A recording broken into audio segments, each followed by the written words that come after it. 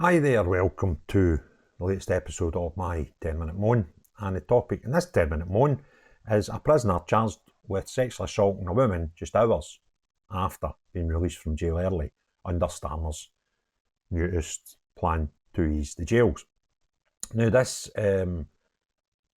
is a follow-up to a video I done a couple of days ago where I discussed a young man in Glasgow who was released from police and within half an hour had murdered a man. And some people claimed that it was a day that these people were released, and some people jumped on that thinking it was somebody released from prison. It wasn't. He'd slashed a man in a shop earlier on that day. He'd been released from the police station and got into a fracas. Once he left, punched a man, hit his head, died. So that wasn't a prison release. And some people jumped onto the comments suggesting it was. It wasn't, but this one is. And this is taken from GB News, who put out at lunchtime today this story with the headline, "Prisoner charged with sexually assaulting woman just hours after being released from jail under Starmer's release scheme." The man is due to appear in court in October and had been recalled to prison in the meantime. A man who was released from prison on early release this week is alleged to have committed a sexual assault on the exact same day. It's understood the man was released as part of the government's early release scheme on Tuesday, which was introduced by Labour in a bid to ease prison overcrowding. The man is accused of having reoffended in Sittingbourne in Kent just hours after being set free from prison. According to the Daily Mail, an official log of the incident states at approximately 10:30 hours, the released prisoner was being escorted by an OSG, which is an operational support grade, in a pool car to Sittingbourne Station following his release under SDS 40. During the journey, it was alleged that he sexually assaulted the OSG. He vacated the vehicle and his whereabouts are unknown at this time. The man was later arrested at an address in South London after catching a train to the capital. He appeared at Magistrates Court on Thursday, charged with sexual assault. The man is due to appear in Crown Court in October and has been recalled to prison in the meantime. Critics of Labour's early release scheme had warned that there was a risk of huge surge in reoffending. Speaking to GB News on Chopper's political podcast this week, Conservative leadership frontrunner Robert Jenrick even warned that people could die as a result of the policy. He said we should be locking up more hyper-prolific offenders to get dangerous people off our streets. What Keir Starmer is doing is very dangerous. Thugs and criminals are now being let onto our streets, and I predict that people could die as a result of these decisions. I don't pretend these are easy decisions to make, but I do not see evidence that Keir Starmer is straining every sinew to prevent this. A Ministry of Justice spokesperson said the government inherited prisons in crisis and on the brink of collapse. Well, that's kind of true, but you also filled them with people saying stupid things on Twitter. Had that happened, the courts would have been unable to hold trials and the police to make arrests. We had no choice but to introduce emergency measures, releasing some prisoners a few weeks or months early while excluding a number of offences and imposing strict licence conditions. While we cannot comment the details of any single case, those who break their licence conditions or commit further crimes will be punished. So that's their story. And it's just pretty mental, isn't it? I've no doubt our prisons are strained because nobody's had the foresight to build new ones, especially in Scotland, right? But you've got to remember, you need to completely forget what the Labour government have done by criminalising people in the United Kingdom who have fears and concerns for the level of immigration, the amount of fake asylum seekers, knife crime and all these things. And it led to protests, and then they wanted to demonise anybody doing so and termed them as far-right racists and all that sort of stuff, and said that we're going to clamp down and expedite how they're treated through courts and stuff. So you added to the strain. Now, I'm not saying for a minute anybody that committed violence and turned protests into riot deserved not to be jailed. That's silly for anybody to suggest that. But if that's who you, and only who you decided to go after, then we might not have had the need to release people. And this man who appears to have sexually assaulted a police officer might never have happened.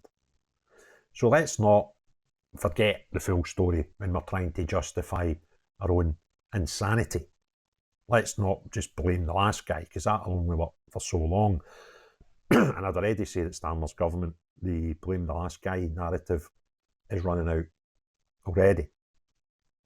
But we're hearing lots of stories about people who were victims of some of these people who have been released early, because there's like thousands of them. And those victims are not being told and kept up to date with what's happening with the people who have been incarcerated for committing crimes against them. And that's not right. So, before we start criminalising other people and, demonising UK citizens who have concerns and, try to put them off their public and civil liberty of free protest, then maybe look at the jails.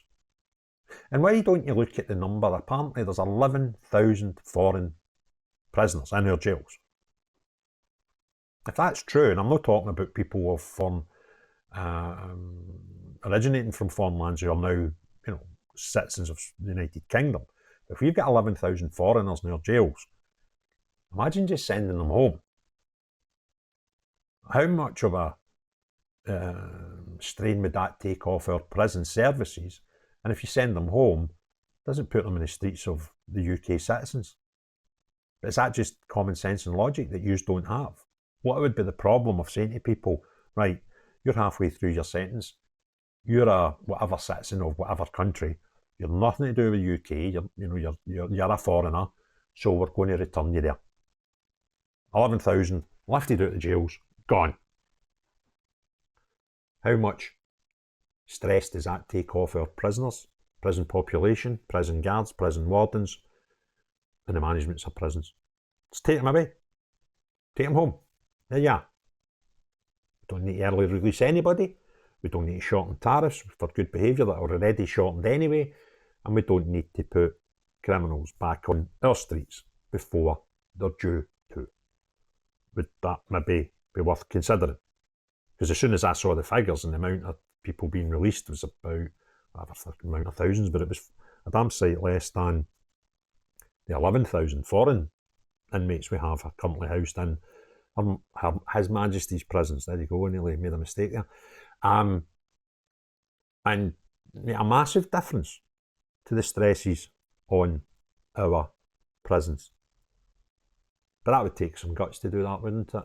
You might get some stick for that. But it would keep the people in the UK streets, and certainly this person who was transporting a prisoner out of a prison.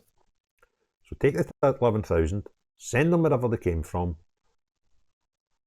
and you'll decimate the problems that you've got in our prisons. But who'd listen to me here? I'm just a UK citizen with some concerns, and I don't really see how solving this problem is that difficult when you understand we've got so many foreigners in our prison services. Don't have them. If you commit a crime in the United Kingdom and you are not British, why even put them in our jails anyway? Why put a financial stress on the British citizens, and why put further stress onto a prison service that's creaking because it's full? Just don't have them there. Bye, cheery bye, off you pop, back to wherever you came. But that, my dear friends, would take common sense and logic, and I don't see much of that from this Labour government. If you enjoyed the video, give me a thumbs up. If you haven't already done so, please consider subscribing and hit the notification bell. Join in the comments below, let me know what you think of the topic. But most importantly of all,